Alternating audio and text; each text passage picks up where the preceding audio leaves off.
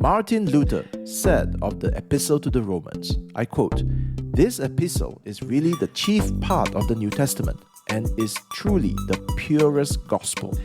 It is worthy not only that every Christian should know it word for word by heart, but also that he should occupy himself with it every day as the daily bread of the soul.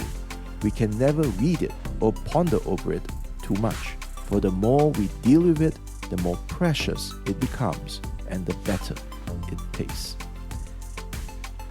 Hi, my name is Terence and I'm your host for Reading and Readers, a podcast where I review Christian books for you.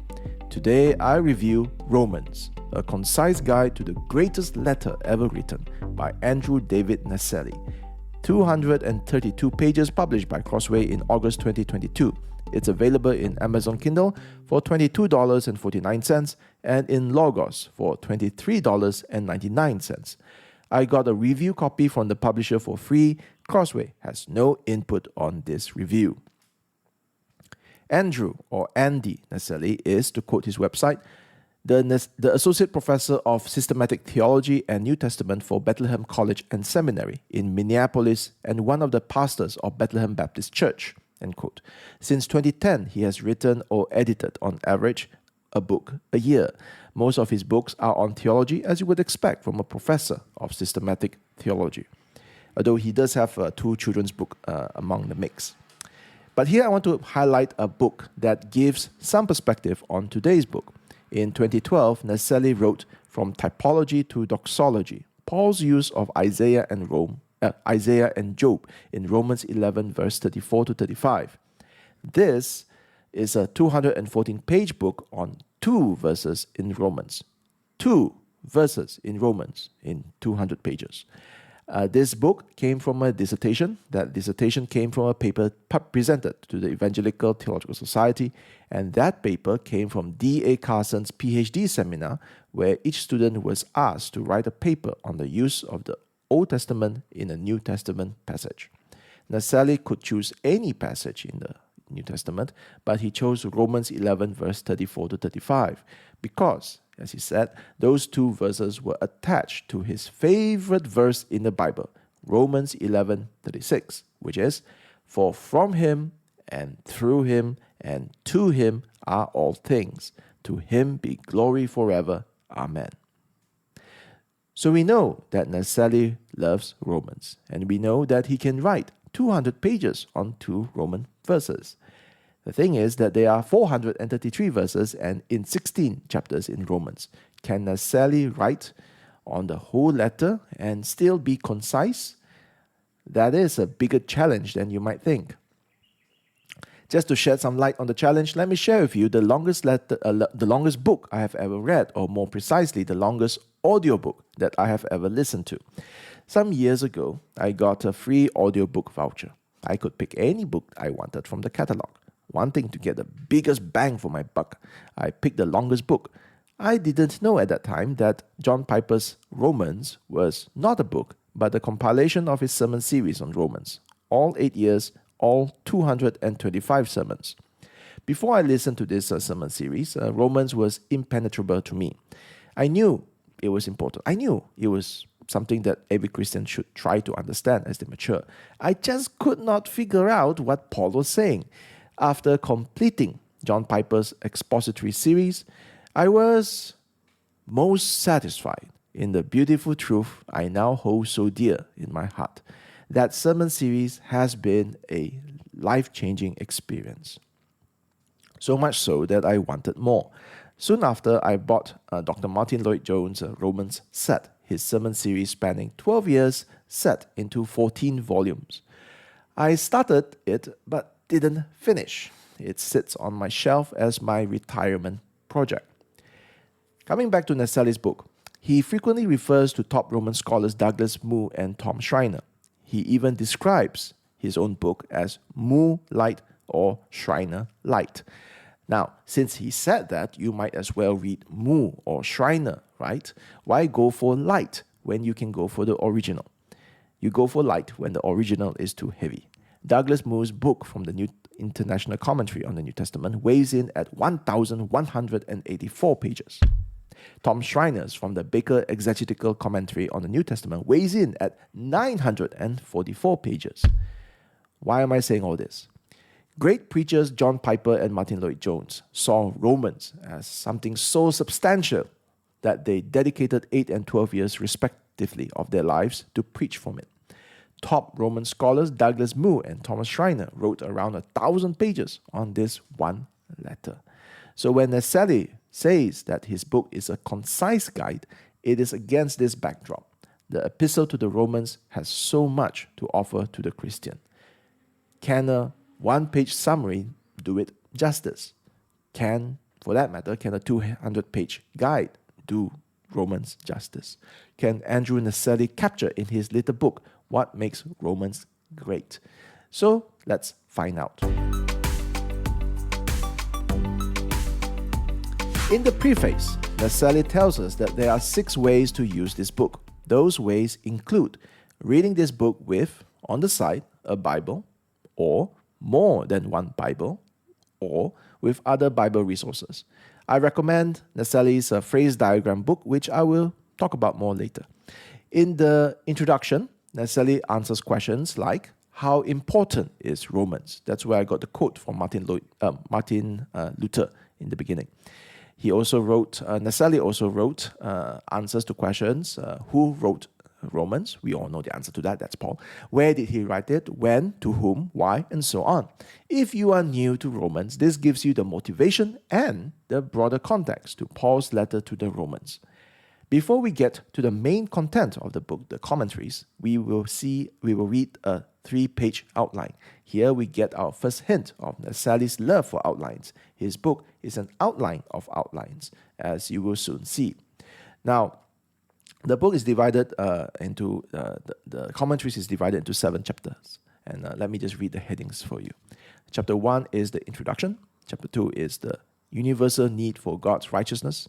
3, the means of obtaining God's righteousness. Chapter 4, benefits of obtaining God's righteousness. Chapter 5, the vindication of God's righteousness. Chapter 6, living in light of God's righteousness. And chapter 7, conclusion. This book could be titled, The Righteous God Righteously Righteouses the Unrighteous. Except Naselli has taken that clever title for another essay of his. Near the end of the book, we have recommended resources on Romans, which includes resources, intermediate or advanced, and introductory. There is a study guide which has questions for the individual or the Bible study group. And we also have a chapter titled Acknowledgements, which is the only chapter that reveals much of Andrew Naselli's personal life. This book as a whole is not filled with anecdotes from the author or just reflections and whatnot. It is a very disciplined book, just telling us, just describing to us, outlining to us the argument in Paul's letter. So Acknowledgements is where you get to know a little bit about the author.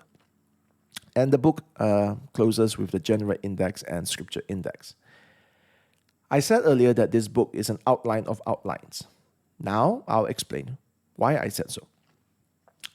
Let's look at chapter 1. The chapter title reads, Introduction, Romans 1, verse 1 to 17. The chapter begins with, I quote, Paul introduces the letter with a greeting, verse 1 to 7, a thanksgiving, verse 8 to 15, and the letter's theme, verse 16 to 17, end quote. Here we see that Naselli has given us an outline of his chapter 1, introduction. And we have heard that there are 3 parts, verse 1 to 7, verse 8 to 15, and verse 16 to 17. Now let us read the paragraph that follows. I quote, verse 1 to 7. The letter's opening introduces Paul as the author and the Christians in Rome as the addressees. Several themes bookend the letter: the gospel, the Son, the Old Testament, Paul, the obedience of faith, and the nations. End quote. So here we see that Naselli breaks down verse 1 to 7 into 3 smaller parts, okay, in what follows. And in these 3 subsections that follow, he rapidly unpacks verse 1 to 3, A, verse 3b to 4, and verse 5 to 7. Boom, boom, boom. He just rapidly unpacks them. And the pace changes, so he doesn't go through them so quickly when he reaches verses 16 and 17. For those two verses, he writes 3 pages, which is half the entire chapter of this chapter, to expound on Romans 1, 16 to 17, which is, "For I am not ashamed of the gospel, for it is the power of God for salvation to everyone who believes, to the Jew first and also to the Greek. For in it the righteousness of God is revealed from faith for faith, as it is written, the righteous shall live by faith." End quote. Now, he spends more time here because these 2 verses are key to understanding the rest of the book. And everything I said is just an example of how Naselli writes the whole book. This is Naselli's method. He takes a big chunk, then he breaks it down. He breaks it down until we get to the easily digestible chunks. But when he reaches a difficult to digest chunk or an important chunk, he then spends time on it so that everybody can understand how those things work. What is Paul saying in those bits? Now, if you are a guy who has ever thought, can someone please slowly explain to me what is the book of Romans about? Slowly, step by step. I don't really want to hear your opinions. What I really want is to see for myself how the verses progress, how they come together. I want to see how the argument flows. If you are that guy, then this book is for you. Naselli takes the chunks that he has broken down and shows how they come together. In fact, he insists that you follow the flow of arguments. He does this at the expense of making his book more readable. For example, let me read his comments on these 3 verses that we can find in Romans chapter 6. I quote, for verse 7, "This sentence supports the previous one, verse 6, as a parenthetical statement. When we died with Christ, God set us free from sin's power." On verse 8, this sentence continues the argument in verse 6. We are identified with Christ. If we died with Christ, we will also live with him. On verse 9, this sentence supports the previous one, verse 8. Since Christ rose from the dead, he will never again die. He will never die again, unlike how Lazarus died again after Jesus raised him, because death no longer has dominion over him. End quote. So if you caught what I was trying to point out, he says this sentence supports the previous one, this sentence continues the argument in verse 6, this sentence supports the previous one in verse 9, or so on. So if you are not looking at the Bible, you can't really follow what is he saying in his book. In order for me to even understand what he wrote, I need the Bible. He forces me to open up Romans, to read those sentences, and to see the flow for myself. This means that if you're going on a trip and you are looking for a book to read on the plane or on the beach, if you are looking for something edifying to read as you kick back and relax, this is not the book for you. Kicking back and relaxing is not how Naselli wants you to read this book. Naselli wants you to lean forward with pen, colored pencils, highlighters, with a Bible in hand. More Bibles, the better. He wants you to trace Paul's argument. Naselli's concise guide to Romans is for the serious adventurer, not the Instagram tourist. But if I dare say so myself, there is another book better than the Bible. Ooh, that sounds so heretical. Listen as I finish my sentence. There is another book better than the Bible to read alongside Naselli's book, and that is his companion book, Tracing the Arguments of Romans, a phrase diagram of the greatest letter ever written. In his blog, Naselli describes these 2 books. I quote, "Each book can stand on its own, but I designed the book with Logos to supplement the book with Crossway." End quote. So he designed this companion book to come to be read next to this today's book. So a phrase diagram, okay, this phrase diagram is, in simple terms, in my own words, is the diagrams of the text indented to outline or to show the breakdown of the clauses. So the text is colored, highlighted, boxed, marked with arrows, so that we can see the relationship of the clauses, or in this case, to trace the argument of the passage. In Naselli's words on phrase diagrams, I quote, "It's the most respectful and fruitful way I know of to take God's word seriously," end quote. And I vouch for that. I think it is a really fantastic way of understanding the text. So if you read Naselli's Concise Guide to Romans, today's book, you must have, at minimum, the Bible next to you. Ideally, you would have the Romans book on the left side of your screen and the Bible or the phrase diagram on the right side of your screen, so that as you read Naselli's book, you can closely follow Paul's argument in the Bible. Following Paul's argument in the Bible is the most important goal for Naselli. The way he has written this book, his priority is not to make the case for his views. He does do so, but that's not his priority. His priority is not to make you understand the minute details of various interpretations. For that, he points you to scholars in the footnotes. His primary goal is to make you see the outline, the argument of Romans. And once you get that, you can fill the rest of the details from the scholars that he abundantly quotes in his book. Douglas Moo, a distinguished scholar on Romans, endorsed this book. He wrote, I quote, "Naselli's book on Romans gives believers a brief and accessible overview of Paul's great letter to the church in Rome. While written for a general audience, this book is rooted in a broad acquaintance with the many issues in recent interpretation of the letter." End quote. I would qualify what Moo means by general audience. His general audience is a tad different from my general audience. Now, bear in mind that Naselli has a long list of books that he has written and edited for an academic scholarly audience. So, relatively speaking, in contrast, this concise guide on Romans is for a general audience. Relatively speaking, in contrast. The thing is that the general audience in my circle do not read books with some Greek words, some even written in the Greek alphabet, but mostly transliterated. This book doesn't require you to have knowledge of Greek, but Naselli does think that it is important for him to show the Greek words and to explain them in parts. This book also have tables that clearly lay out, for example, faith versus works in Romans 4 and James 2, Adam versus Christ in Romans 5, verse 12 to 21, flesh versus spirit in Romans 8, verse 5 to 13, and there are 10 more tables where those came from. And let's talk about the footnotes. There are some pages in this book where the footnotes cover half the page. They often cite academic works from Moo, Schreiner, Carson, Beale, Hodge, and Murray, to name a few. In one footnote, Naselli writes, "I am condensing and paraphrasing Anthony A. Hoekema's Created in God's Image." In another footnote, he writes, "This paragraph condenses and updates Moo and Naselli's work," and then he cites the publication.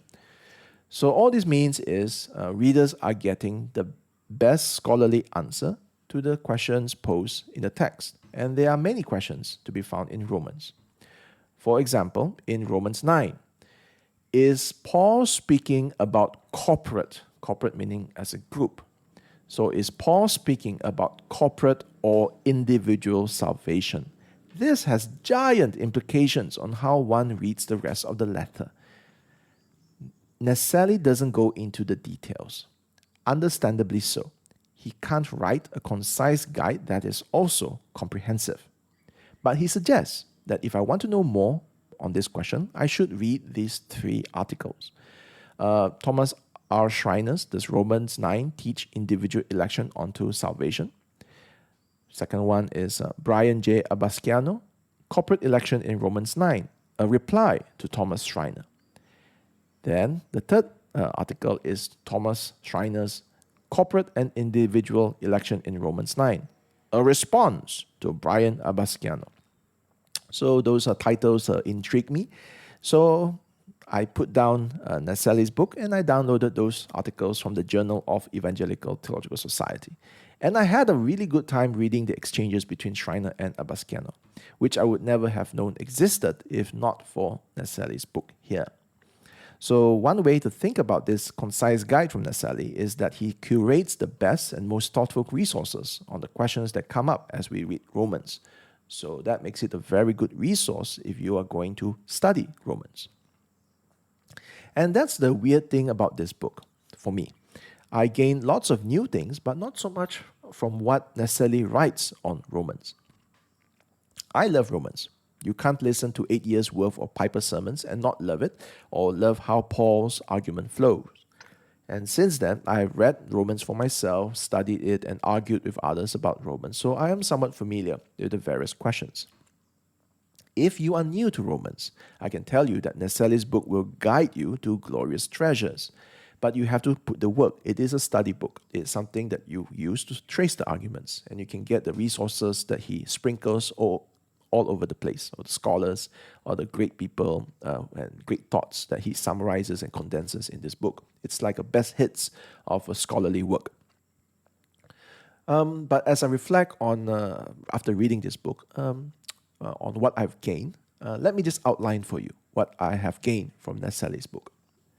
And I share this because just to show that sometimes we gain things that we don't expect for when we read books. Now, the first thing I gained was Martin Lloyd-Jones' sermon series on Romans. Naselli barely mentions Martin Lloyd-Jones in his book. The reason I gained this was because while I was reading Naselli's book, I was dissatisfied because I have been spoiled by John Piper. When it comes to Romans, I want expository exaltation. And Naselli, as he reminds me of the arguments that Paul makes, reminded me of the thrill of discovery. And because of his book, I downloaded the Martin Lloyd-Jones Trust app to listen to his sermon series on Romans on my work commute. The second thing is memorizing Romans. In his acknowledgements, Naselli thanked his youth leaders in high school for encouraging him to memorize Romans. I once tried myself to memorize Romans. Piper makes you try things that you normally would not do.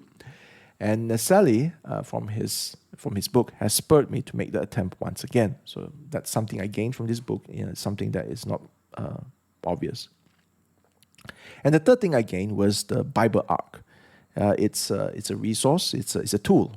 And I didn't know that this tool existed before I read this book. As soon as Naselli introduced it in his books, the phrase diagrams and all, I went to the website, subscribed, and I'm using it for my next sermon.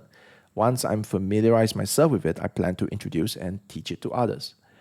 So, you see, it's a very strange book for me, this concise guide to Romans, because what I really gain are things that are in the footnotes. Yeah, things like how he does it, not so much on the content of the book, but how he explains, how he how he breaks it down, how he draws from one chunk to another chunk.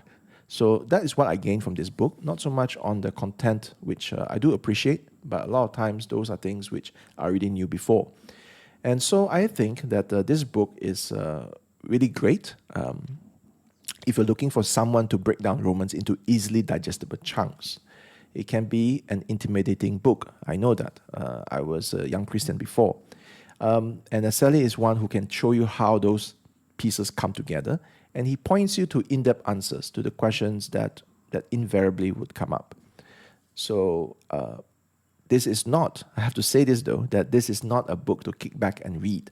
You need to lean forward with, as I said, pen, color pencils, highlighters, and so on. As the book guides you to study Romans, you need to study Romans. You need to want to study Romans. And I want to tell you from the bottom of my heart that Romans is truly a great book. And if you are a young believer, maybe it's too much for you. Maybe, but I don't think so. I think Romans is really something that you can read and learn even as a young believer. You just need a good teacher, a good guide to tell you how to break those chunks down.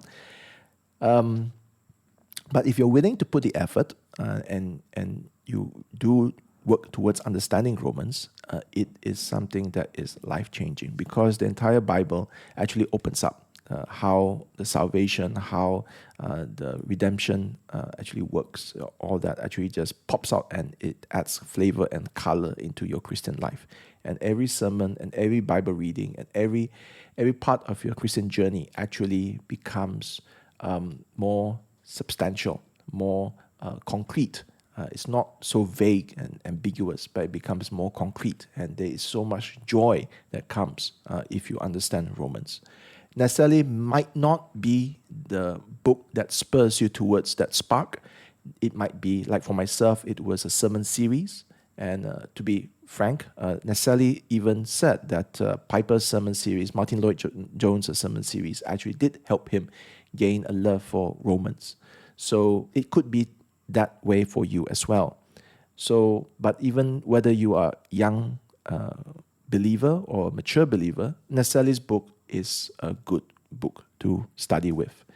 And I hope that if you do study the book of Romans together with Naselli, I hope that you will gain, as I did, a great appreciation of the great truths that Paul writes in the greatest letter ever written. This is a Reading and Readers Review of Romans, a concise guide to the greatest letter ever written by Andrew David Naselli. 232 pages published by Crossway in August 2022. It's available in Amazon Kindle for $22.49 and in Logos for $23.99. I got the review copy from Crossway. They had no input on this review. Let's see whether you can follow this line of argument. You have friends. Friends tell friends of good things. Reading and Readers is a good thing. Therefore, you should tell your friends of Reading and Readers, the podcast where I review Christian books for you. I hope you enjoyed this book review. Thank you for listening.